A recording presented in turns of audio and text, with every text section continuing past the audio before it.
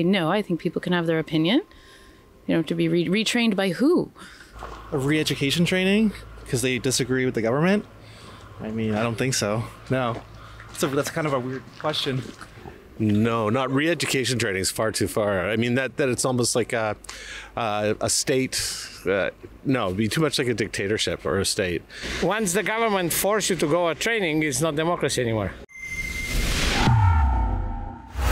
Hey, Alexa for Ribbon News. Currently in Ottawa because this weekend I was covering the first anniversary of the Freedom Convoy, the famous truck driver and supporter protest who came to Ottawa to require the government to end all mandates and who had lasted about 3 weeks. But today I'm covering the Jordan B. Peterson event. Jordan B. Peterson is not only a best-selling author, but a clinical psychologist and professor emeritus at the University of Toronto. He is also a strong advocate for freedom of speech and freedom of expression. As you are probably aware, the College of Psychologists of Ontario launched an investigation after they received complaints about Peterson's tweets. They also demand that Mr. Peterson submit himself to a mandatory social media communication retraining. Please don't forget to sign our petition at savepeterson.com and we will deliver it to the College of Psychologists in Ontario. The first complaint of 2022 came on January 5th. Peterson has suggested that a world population of 9.5 billion was sustainable. A commenter on his post said that overpopulation was a threat to the ecosystem. Peterson tweeted, "You are free to leave at any point." But today, in reaction of the presence of Mr. Peterson in the capital for his speaking tour across North America due to his recent release book, Beyond Order 12 More Rule of Life, more than 36 local organizations called for the cancellation of the event, and they released a statement condemning the event and called on the CTC to cancel Peterson's show. The letter say Peterson was an avid supporter of the Freedom Convoy occupation.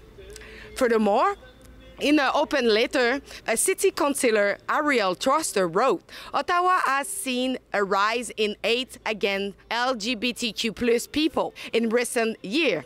Jordan Peterson's event undermined the work that the city and the community organization are doing to create stronger and more equitable communities."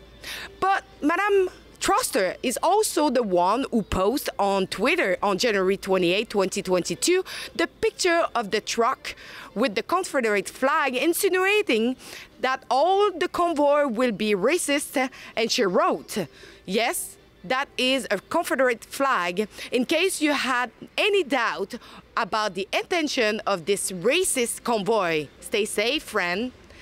It is not the only time that this person judged an event before it began. So I am wondering what the citizens of Ottawa think about canceling the event of Jordan B. Peterson. Let's check it out. The act of opposing his presence in our city is fundamental to communicating to marginalized folks in the city that they're not alone in opposing his presence. What do you think will happen if we cancel the event of people who disagree with? I don't think you can do that either. We have free speech, and that goes for both sides. Mm-hmm. You have to let the people who are unhappy be heard, even if you don't agree with what they're saying. Replace them? Is that acceptable? Replace them? By who? Somebody else who will agree. Bring in a better policy. Do you think it would have some impact if we are doing it? Possibly, yeah, possibly. Which kind of impact? Protest, hopefully, if that's the way they go, and if people want to protest peacefully, yeah, sure, that would be the way we always go, right? So everybody should be able to have freedom of speech. We're all born here on this earth. We're all one, you know. Like we should all have our own. We should be able to say what we want to say, you know, without being penalized. think it's entirely like up to it. You know what I mean? It's not for anyone to decide, you know? Our freedoms are going to be more and more suppressed, and that's a really scary and slippery slope. So I'm very concerned, especially because I have a son who's like 11 years old, and I feel that he should have the freedom to choose who he votes for, who he believes in, and if he disagrees, then that he should have the freedom to disagree with people, and to have the freedom of expression, and that's part of our Charter of Rights. So, well, then they're controlling what everybody's doing, and if you're not doing what they want, they're going to force you out of your own livelihood to take a re-education and take that time. Does he have to pay for it? Are they paying for it? Like, I just think that the whole freedom of speech and thought is that you can think what you like about the government and continue to live your life and make your money. Is he being violent? No, let him be. That means there is no free speech anymore. Americans are the biggest example of this. But generally, the universities start to have a problem with that. If they don't agree with somebody's opinion, they don't let them come and do a speech. Then how do you know what the other side thinks or want if you don't listen to them? Where do you think we should draw the line? Who is permitted to speak or not? I think it's when you start getting into the hate speech territory, when you get into hate speech or inciting, say, people who would be inciting a riot, like sort of the Donald Trump situation on January 6th, you know, where you have people who incite trouble. I think that's where you might have to draw the line. Well, the moment we start to decide who is allowed and who is not, you already crossed the line. Everybody's allowed to speak. Anybody human should be allowed to speak. Well, for speech, no line. People should be able to express their opinions. Like, people say all sorts of crazy things all the time. You don't have to believe them. I think everyone should have freedom of speech. I think that's entirely fair. Everyone's entitled to their own opinions. I'm entitled to mine. You're entitled to yours. I think everyone's entitled to their own opinions of things. I mean, unless it's violent people, violent crimes and stuff, then if you have an opinion, I think you should be allowed to speak it. Like right now, right here, what we're doing. There shouldn't be a line crossed. Simple as that, no line? No line. Should the people who disagree with the government be forced to take re-education training? No. Why? Because they shouldn't be. A re-education training because they disagree with the government? I mean, I don't think so. No. That's kind of a weird question. No, not re-education training is far too far. I mean, that it's almost like a state. No, it'd be too much like a dictatorship or a state.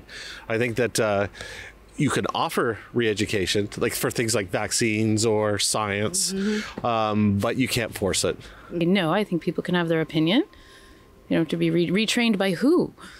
Not necessarily. I think the government, it's entirely up to them what they think of the government, right? Like, it's their opinion. They're allowed to have their opinion.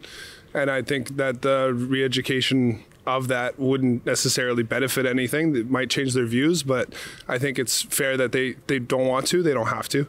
No, they shouldn't be forced to take a re-education training. I believe in freedom of speech.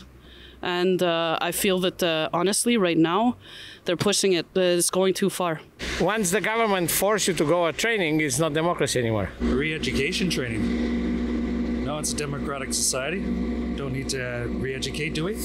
Recently, Jordan Peterson have asked by the College of Psychologists to take re-education training because of his political view and also his tweet on the internet. What do you think about that? I don't think his political views have to do with his education in psychology. I think those are two separate things, and he can do his job appropriately and have his own opinions. I understand what you're saying. Is there any punishment if not? Is there any punishment or sanctions for not contributing? Well, he can lose his license if he's not taking the re-education training. That's a hard thing to say. That's really tough. That's a tough thing. I'm sure. Leave it up to one person. I don't know what to say. I don't know. Maybe. If you agree that this investigation against Jordan B. Peterson is an overreaction and go against freedom of speech and freedom of expression, go and sign our petition right now at savepeterson.com. This is really important. This is for the freedom of expression, academy, and liberty of everything. Cheers.